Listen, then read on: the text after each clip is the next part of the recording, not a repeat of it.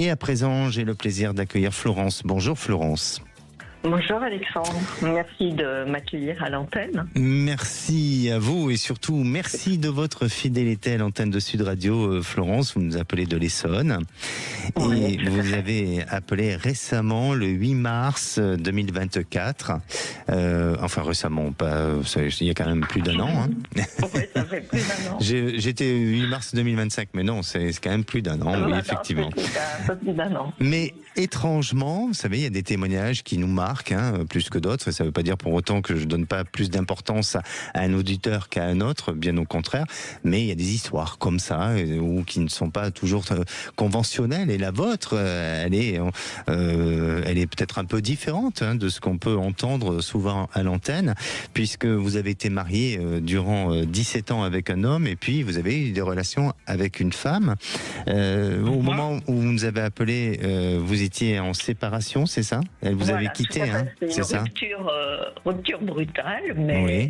Donc voilà, je vous avais interrogé pour un peu savoir mon devenir, et vous m'aviez dit de patienter, et qu'en fin d'année, début d'année, donc 2025, j'allais faire une rencontre évidente, c'était le terme que vous aviez pris, et donc du coup j'ai patienté sereinement en étant entourée de la famille, des amis, et effectivement mi-février j'ai rencontré donc une femme, et c'est vrai que c'est une relation évidente.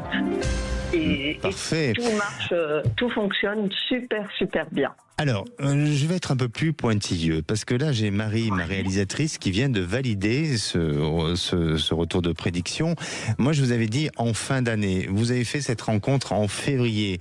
Donc, il y a un peu de décalage au niveau du temps. Vous m'aviez dit fin d'année, début d'année prochaine. Ah, donc, pardonnez-moi. Je suis dur avec moi-même, alors. Ah ouais. Non. Votre prédiction était vraiment juste, parce que pour moi, mi-février, j'étais... Voilà, bravo Alexandre, merci. Et puis surtout, c'est vraiment une très très belle rencontre, et je suis tellement bien que... Alors, je suis curieux, je le sais un petit peu parce que j'ai mes petites notes, mais je m'imagine que les auditeurs sont curieux de savoir si cette rencontre, c'est un homme ou une femme. Ah ben c'est une femme. C'est une femme, d'accord. Parfait, magnifique. Donc ça a démarré depuis peu, votre histoire, et tout est parfait? Et tout est parfait, mais alors pas une ombre, non, tout est... C'est une belle rencontre, beaucoup d'amour, du partage, des projets, non franchement... Comment vous vous êtes rencontrés? Grâce à un site de rencontre. D'accord. Et qu'est-ce qui a fait qu'à un moment donné, vous avez senti, vous, que c'était la bonne personne, et que c'était peut-être cette bonne prise de décision, parce qu'aujourd'hui on parle de la prise de décision. Exactement, oui. Qu'est-ce qui a fait? Est-ce que vous avez suivi votre cœur, la raison, l'intuition? Non, c'était le cœur. C'est vraiment un grand coup de cœur, et qui a été partagé, donc c'est super. D'accord, magnifique. Et justement, aujourd'hui, comme on parle de cette prise de décision, est-ce que vous avez cette facilité à la prise de décision? Est-ce que parfois c'est compliqué pour vous? Alors, en général, c'est très facile mais alors tout bêtement, vous avez parlé en début d'émission du fait quand on est dans un restaurant, mais je lis 4 fois le menu, j'attends que la dernière personne à la table ait choisi pour enfin me décider. Alors que sur les autres prises de décision, non, je suis mon intuition. Effectivement, des fois, je peux demander l'avis de mon entourage, mais... Il y a un restaurant où je bute. Vous êtes une épicurienne? Peut-être, oui. Peut-être. Un petit peu, parce que là, c'est peut-être la gourmandise, tout simplement, et l'envie qui vous amène à hésiter sur vos propres choix, non?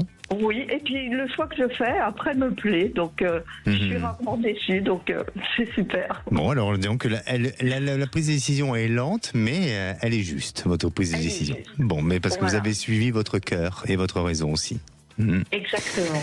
Bien, alors, donc on est dans cette histoire aujourd'hui et c'est magnifique et encore toutes mes félicitations.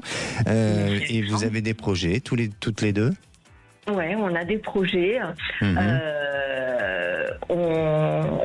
On a des projets de vacances ensemble, des projets. Non, vraiment tout est fantastique, tout est beau.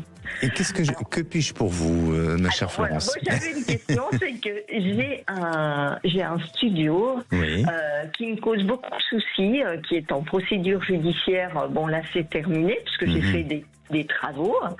Et je voulais savoir, je l'ai mise en vente il y a à peu près 3 semaines, s'il allait se vendre rapidement, parce que au niveau financier, c'est compliqué.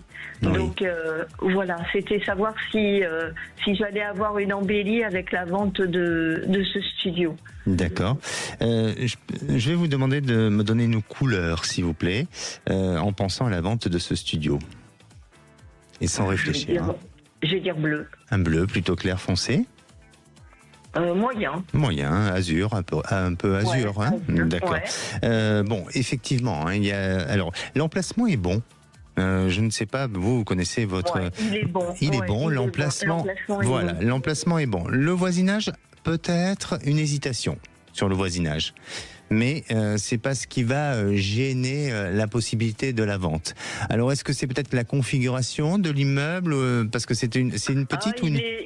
Ouais, c'est-à-dire qu'il est sur, c'est un petit studio de 18 mètres carrés qui donne sur une cour et qui est très peu lumineux. D'accord, alors c'est peut-être ça, voilà, c'est peut-être par rapport à son exposition ou voilà, et puis il y a peut-être du passage dans la cour, c'est peut-être ça aussi? Oh non. Non, pas tant que ça. Bon, mais en tous les cas, c'est sûrement lié à son exposition où il y a peut-être, ça peut gêner un petit peu, une petite hésitation. Mais vous allez vendre cet appartement.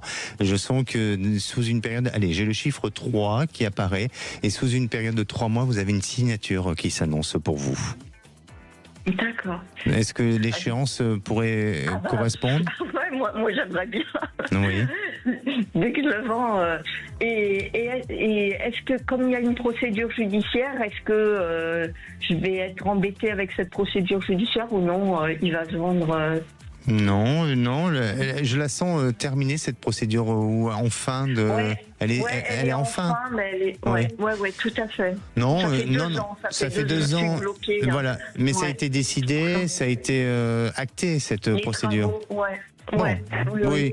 Non, et puis vous êtes dans la transparence, c'est-à-dire que vous vendez dans l'état et bon, oui, non, je crois pas du tout, et c'est un bon placement cet appartement-là.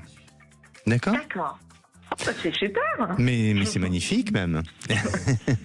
Bien, en tous les cas, voilà, d'ici 3 mois, vous aurez une opportunité, une proposition. Vous êtes aidé peut-être par une agence?